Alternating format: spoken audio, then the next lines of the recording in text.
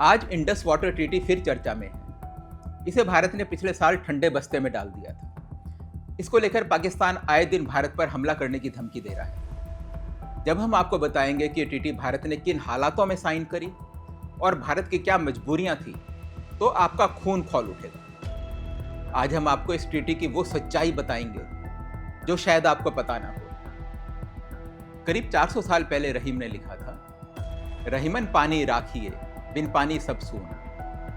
और 1960 में अमेरिका ने पंडित नेहरू को एक ऐसी ट्रीटी साइन करने के लिए मजबूर कर दिया जिससे हमारे देश से बहने वाली नदियों का 80% पानी पाकिस्तान को चला गया। अब सवाल यह है, भारत ने ऐसी एक तरफा ट्रीटी क्यों साइन करी? नमस्कार, मैं हूं मनोज गैरोला। अनकवर्ड के आज के एपिसोड में हम बात करेंगे इंडस वाटर ट्रीटी की। कैसे भारत और पाकिस्तान के बीच डिस्प्यूट के बहाने अमेरिका की एंट्री हुई, कैसे वर्ल्ड बैंक इस ट्रीटी में मीडिएटर और गारंटर बना। जी हाँ, हम उसी वर्ल्ड बैंक की बात कर रहे हैं जिसका काम लोन देना होता है, जियोपॉलिटिकल इश्यूज रिजॉल्व करना नहीं।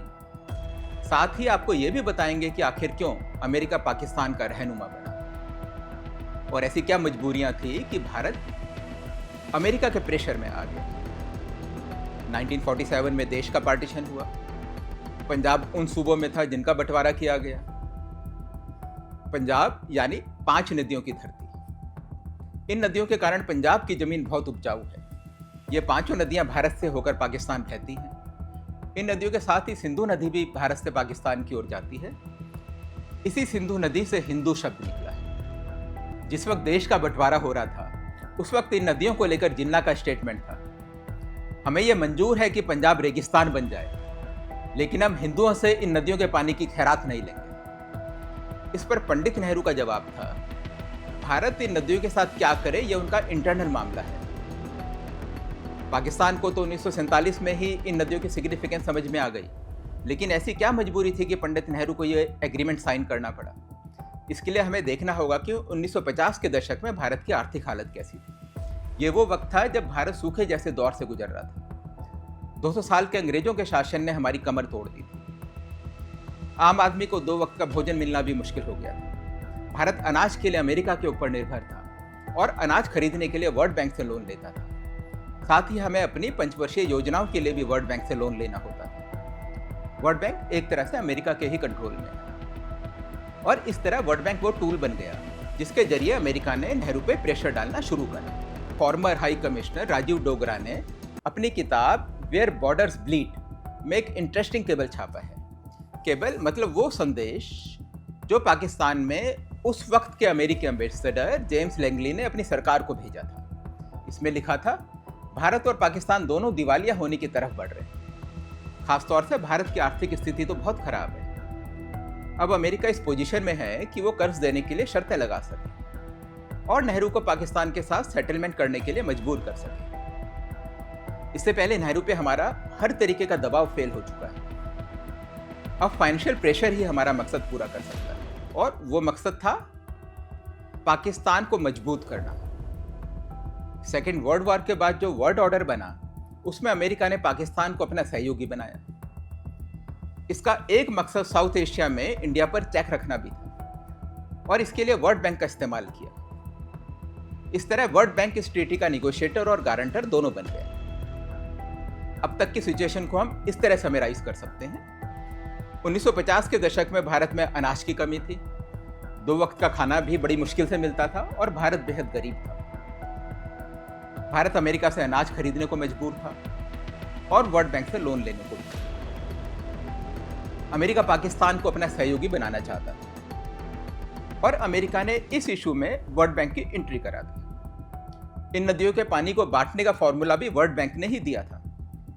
6 में से 3 नदियां पाकिस्तान को और 3 भारत को। पाकिस्तान के हिस्से वाली 3 नदियां थी सिंधु, झेलम और चिनाब। भारत के हिस्से में रावी, सतलुज और ब्यास थी। अब आप कहेंगे कि आधी नदी उनकी और आधी हमारी। ये फॉर्मूला तो ठीक है, लेकिन असलियत यह है कि भारत के हिस्से वाली नदियों में पानी कम था। टोटल पानी जो भारत से पाकिस्तान की तरफ बहता है, उसका केवल 20% ही भारत के हिस्से में आता और बाकी 80% पाकिस्तान को मिलता। यानी टोटल 168 मिलियन एकड़ फीट पानी में से भारत को सिर्फ 33 मिलियन एकड़ फीट ही मिलता। यह फॉर्मूला 1954 में दिया था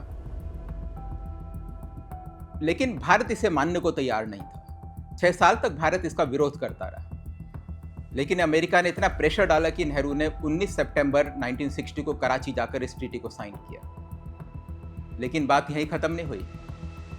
वर्ल्ड बैंक के प्रेशर में भारत ने पाकिस्तान को $62 मिलियन यानी आज के $2 बिलियन भी दिए, और वो भी तब जब भारत भूखमरी की स्थिति से गुजर रहा था। इस भूखमरी से बचने के लिए ही वर्ल्ड बैंक से लोन ले रहा था। वहीं वर्ल्ड बैंक ने $1 बिलियन यानी आज के $15 बिलियन की रकम पाकिस्तान को दी, जिससे कि वो अपने देश में बांध, बैराज और नहरें बना सके। इस ट्रीटी का जिक्र करते हुए तब के पाकिस्तान के राष्ट्रपति अयूब खान ने अपनी किताब में लिखा है, हमने तो चांद मांगा था और मिल भी गया।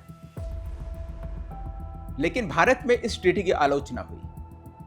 नेहरू ने संसद में बयान दिया कि इस ट्रीटी के जरिए उन्होंने पाकिस्तान से शांति खरीदी, लेकिन नेहरू की ये उम्मीद 5 साल में ही धराशायी हो गई। 1965 में पाकिस्तान ने हमला किया, इसके बाद 1971 में बांग्लादेश युद्ध और 1999 में कारगिल युद्ध हुआ। पाकिस्तान कई बार भारत में आतंकी हमले भी करा चुका है और यह पाकिस्तान की स्टेट पॉलिसी बन चुकी है। लेकिन 22 अप्रैल को पहलगाम आतंकी हमले के बाद भारत ने इस ट्रीटी को ठंडे बस्ते में डाल दिया और चिनाब ब्यास लिंक प्रोजेक्ट शुरू कर दिया। इसके तहत एक टनल बनाकर चिनाब का पानी ब्यास में जोड़ा जाएगा। अभी सिर्फ 2 मिलियन एकड़ फीट पानी ही ट्रांसफर किया जाएगा, लेकिन इतने में ही पाकिस्तान के पसीने छूटने लगे, क्योंकि चिनाब पाकिस्तान के पंजाब प्रांत के एक बहुत बड़े हिस्से को सींचती है।